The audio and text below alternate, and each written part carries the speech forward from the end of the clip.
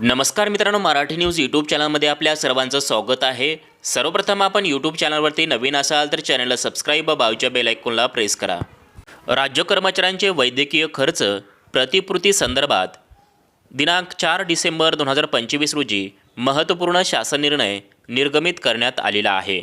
या संदर्भातील सविस्तर शासन निर्णय या व्हिडिओच्या माध्यमातून पुढील प्रमाणे जाणून घेऊयात।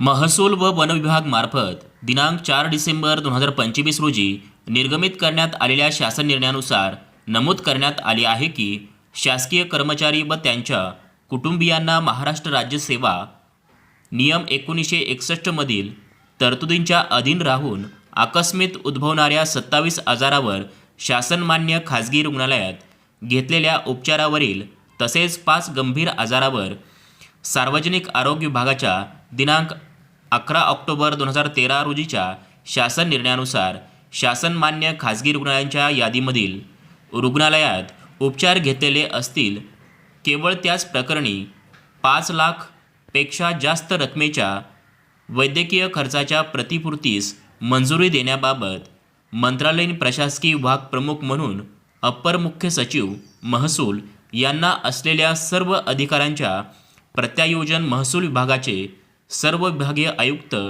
जमाबंदी आयुक्त आणि संचालक भूमी अभिलेख तसेच महाराष्ट्र राज्य पुणे यांना प्रत्यायोजित करण्यात येत आहेत। तथापि सदर वैद्यकीय खर्चाची प्रतिपूर्ती करण्यापूर्वी शासन निर्णय दिनांक 4 एप्रिल 2014 नुसार गठीत करण्यात आलेल्या वाजवी खर्च समितीचे अभिप्राय विभागीय आयुक्त तसेच जमाबंदी आयुक्त आणि संचालक भूमी अभिलेख महाराष्ट्र राज्य पुणे यांनी परस्पर घेणे आवश्यक राहील असे नमूद करण्यात आले आहे व तसे वैद्यकीय खर्चाच्या प्रतिपूर्तीच्या ज्ञापनामध्ये नमूद करावे लागणार आहे। या अटीच्या अधीन राहून सदर अधिकार प्रत्यायोजित करण्यात येत आहेत।